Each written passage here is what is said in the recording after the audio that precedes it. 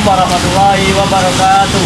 Waalaikumsalam warahmatullahi wabarakatuh. Baik teman-teman, hadirnya saya di pertemuan kali ini yaitu ingin membahas cara mengelola suatu pertemuan atau rapat.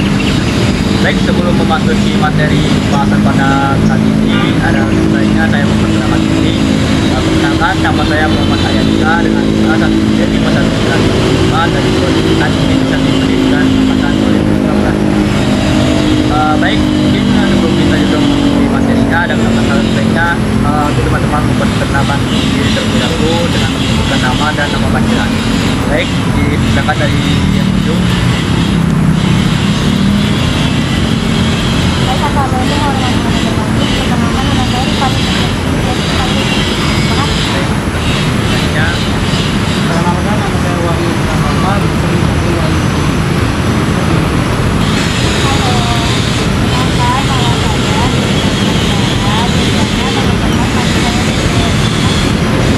Baiklah, perkenalkan nama saya Fitri Afifu, yang saya dipanggil Anjani. Terima kasih. Perkenalkan, nama saya Emfarhan Nurdialsyah, biasa dipanggil Farhan. Baik, terima kasih pada teman-teman semua yang telah memperkenalkan dirinya. Baik, di sini pembahasan kita pada hari ini yaitu dengan mengelola suatu pertemuan ataupun rapat. Nah, mungkin teman-teman semua masih ada yang bingung mengenai bagaimana cara mengelola suatu pertemuan ataupun rapat. Pada materi pertama ini kita akan membahas bagaimana untuk mempersiapkan pertemuan ataupun rapat. Dalam mempersiapkan pertemuan ataupun rapat, ada beberapa hal pokok penting yang harus dipersiapkan. Yang pertama yaitu menentukan dulu peserta rapat dan membuat surat undangan. Jadi kita itu harus membuat dulu surat undangan dan ditujukan kepada siapa dan kira-kira kapan rapat atau diadakan atau dilaksanakan. Yang kedua ya kita mempersiapkan bahan atau materi yang akan kita berikan. Nah, sebelum melaksanakan rapatnya seharusnya kita pada hari ini mempersiapkan terlebih dahulu apa saja yang akan kita sampaikan di rapat besok pagi ataupun pada tanggal yang telah ditetapkan. Dan yang ketiga ialah membuat agenda ataupun ada rapat. Nah, ini yang seperti saya jelaskan tadi, kita harus membuat agenda bagaimana agenda itu terlaksana, apa saja inti dari acara tersebut dan tujuan rapat tersebut berlangsung. Dan yang keempat ialah mempersiapkan akomodasi rapat. Dan yang kelima serta mempersiapkan peralatan dan perlengkapan rapat. Baik, selanjutnya yaitu mengenai penyelenggaraan pertemuan ataupun rapat. Selama penyelenggaraan rapat berlangsung, pemimpin rapat harus dapat mengatur jalannya rapat itu dengan baik. Kemudian masalah yang dihadapi di suatu rapat harus dapat diatasi. Misalnya terjadi suatu perdebatan yang berkepanjangan ataupun adanya monopoli pembicaraan oleh seorang peserta rapat dan tidak konsentrasinya peserta rapat dan sebagainya. Adapun tujuan dari penyelenggaraan rapat ataupun suatu pertemuan adalah untuk menyampaikan informasi kepada orang lain agar didengar dan diketahui oleh khalayak ramai. Untuk mendapatkan masukan berupa kritikan dan saran dari anggota lain apabila ada suatu masalah untuk memecahkan masalah yang dihadapi secara bersama-sama. Baik, kepada teman-teman semua, apakah ada yang tahu kita masuk materi selanjutnya apa saja hal-hal pokok penting yang disiapkan dalam perencanaan pertemuan rapat? Baik, kepada adik dan bicara. Peserta rapat dan membuat undangan untuk rapat. Baik. Terus yang kedua, yang oke. Yang kedua itu persiapkan bahan dan materi yang Baik, tepat sekali. Baik, hal pokok penting yang ketiga.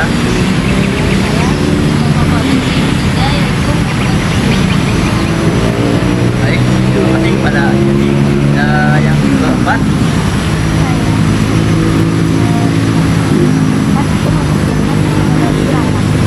Baik, terima kasih kepada saudara. Yang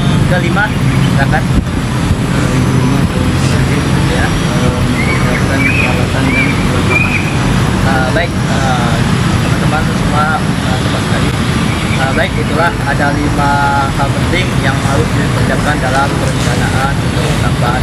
Pertama tadi adalah menentukan dulu rapat dan surat undangan.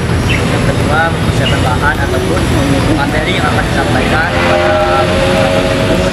Dan yang ketiga adalah membuat agenda dan ada rapat antara rapat tersebut dapat dilakukan. Dan yang keempat, mempersiapkan administrasi apa saja yang harus dipersiapkan dalam rapat itu. Dan yang terakhir, mempersiapkan peralatan dan tata kelola.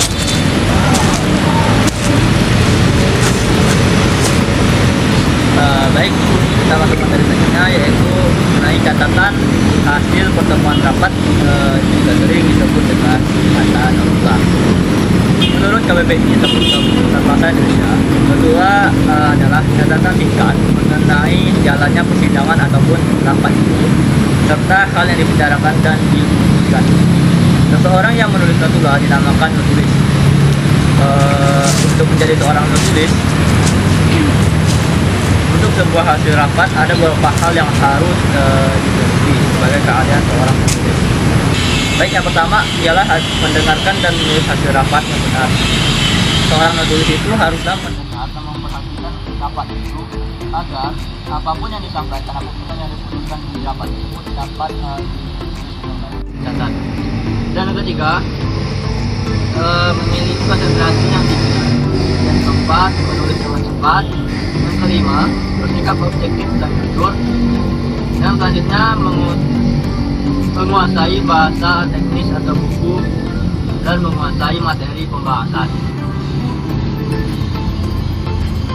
Kemudian, menulis notula, kita harus memperhatikan beberapa hal penting, yaitu yang pertama, nomor rapat dan rapat penulis dapat dilaksanakan pada hari sebelumnya.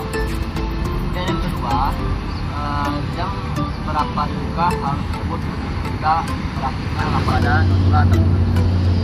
Dan keempat, meskipun notula ditulis secara ringkas, tetapi setiap pembicaraan haruslah disebutkan. Namanya. Dan kelima, setelah rapat selesai, penulis harus memeriksa kembali notula dan menyalin kembali. Mungkin sebelum kita masuk ke materi terakhir pada hari ini, mungkin teman-teman ada yang bisa menjelaskan apa saja yang harus diperhatikan oleh seorang notula dalam berlangsungnya suatu rapat. Baik, kepada Saudara Dede.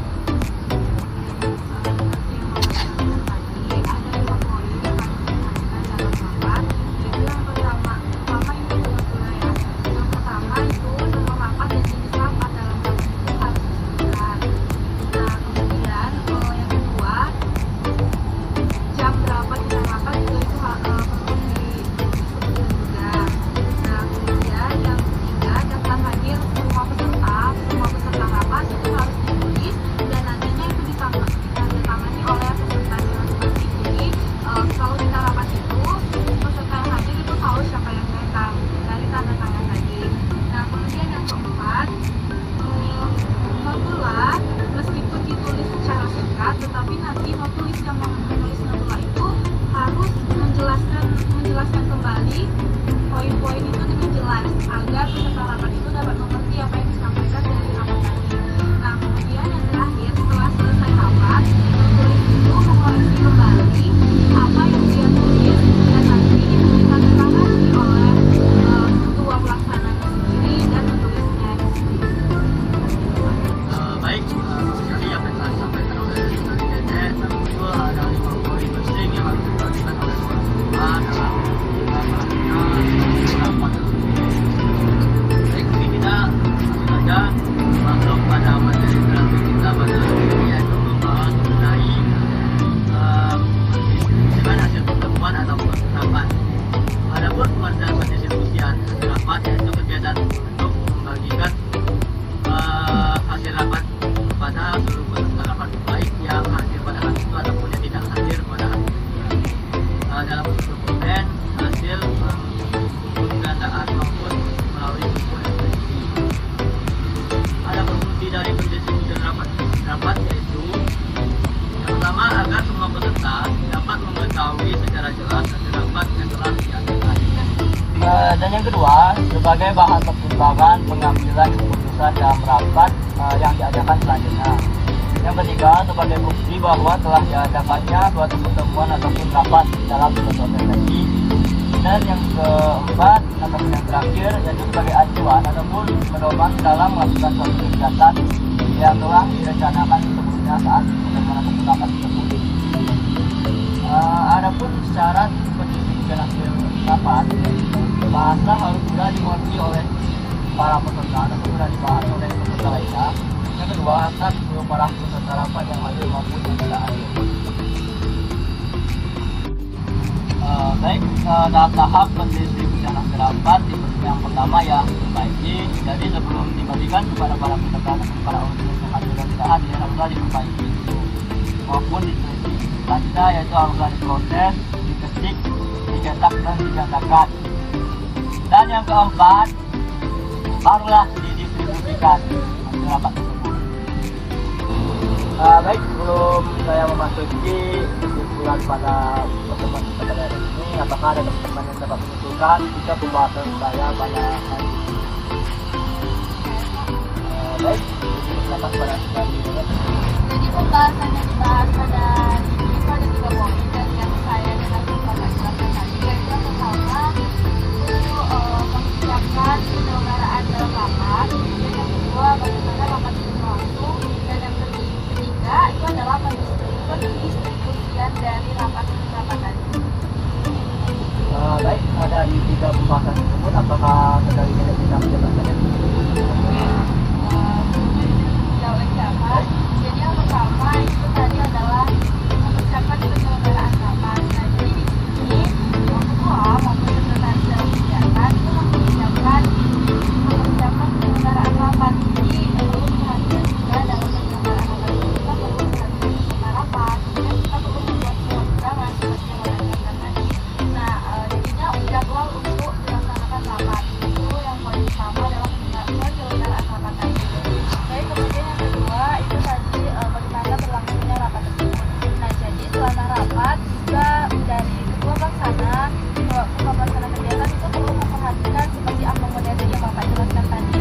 Misalnya untuk jasa sebagai tempat kita mau melakukan rapat, maupun mungkin ada rekomendasi yang mau peserta rapat, nah dan lain-lain perlengkapan. Nah, seperti itu untuk yang bagaimana berlangsungnya tadi. Kemudian poin yang ketiga itu pendistribusian rapat.